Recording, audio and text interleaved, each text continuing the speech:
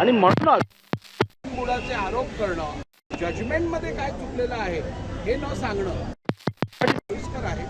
परंतु मला खात्री आहे मी दिलेला निर्णय अत्यंत शाश्वत आणि अत्यंत जस्टिफाईड आहे. त्यामुळे आता कुठचाही बदल होणार नाही. राहुल जी, आपके खिलाफ एनसीपी के दोनों पार्टियां जो है अदालत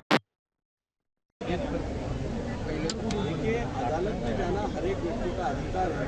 यदि किसी को किसी ऑर्डर से वो असंतुष्ट है, उसे यदि लगता है कि उसका फंडामेंटल राइट इससे अफेक्ट हुआ है, वो अदालत जा सकते हैं. उस पर ना मैं रोक डाल सकता हूँ ना आप डाल सकते हो. लेकिन अदालत में याचिका दाखिल की यानी मेरा निर्णय गलत हुआ है, इसका मतलब ये नहीं होता. मेरा निर्णय ये लीगली टेनेबल, सस्टेनेबल और जस्टिफाइड निर्णय है. ये निर्णय मैंने संविधान में जो प्राविधान है उनके आधार पर, जो विधानसभा के इस विषय के नियम है उनके आधार पर, मेरे सामने जो एविडेंस रखा गया था उसके आधार पर लिया गया निर्णय है.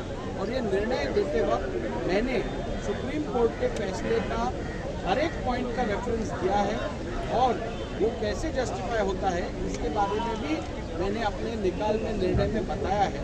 और इसलिए मैं समझता हूँ केवल निर्णय प्रक्रिया के ऊपर प्रभाव डालने के लिए ऐसे आरोप किए जाते हैं, लेकिन मैं ऐसे आरोपों से प्रभावित नहीं होता. मैं कानून के दायरे में रहकर जो प्राविधान है उसके आधार पर ही निर्णय देता हूँ. जहाँ तक आरोप करने का सवाल आता है, आप जानते हो जब इलेक्शन कमीशन ने किसी पार्टी के अपेक्षा के अनुसार निर्णय नहीं दिया तो इलेक्शन कमीशन के ऊपर गलत बयान किया गया, कोर्ट्स के ऊपर गलत बयान किया गया, स्पीकर के ऊपर गलत बयान किया. जो जो इंस्टीट्यूशन इनके मन के खिलाफ निर्णय देती है उस इंस्टीट्यूशन को ये टारगेट करते हैं. अमीन भाई आपके साथ दिखाई दे रहे थे, इनकमिंग और बढ़ने वाली है.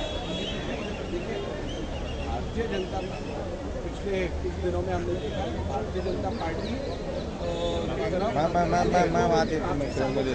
आकर्षित हो रहे थे और उन्होंने प्रधानमंत्री नरेंद्र जी मोदी के नेतृत्व से प्रभावित होकर उनके नेतृत्व को पूरे देश में माना गया है, देश में सेलिब्रेट किया गया है. उसी तरह अनेक नेताओं को भी भारतीय जनता पार्टी से जुड़ना था और पिछले कई दिनों से वो जुड़ रहे हैं. लेकिन अमीन पटेल जी का इससे कोई पॉलिटिकल संबंध नहीं था. मेरे साथ वो एक मंच पे थे क्योंकि हमारे दोनों की कंस्टिट्यूंसी से जो जे फ्लाईओवर जाता है उसके नीचे के गार्डन स्पेस को ब्यूटिफाई करने का प्रोजेक्ट कल हमने उसका आरंभ किया. और क्योंकि वो दोनों के विधानसभा क्षेत्र से जुड़ा हुआ था इसलिए वो मेरे साथ एक मंच पे थे. इसका कोई भी राजनीतिक संबंध नहीं है.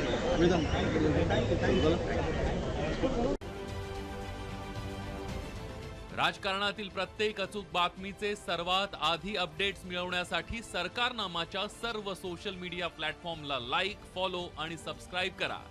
तसंच सर्व नोटिफिकेशनसाठी बेल आयकॉन प्रेस करायला विसरू नका.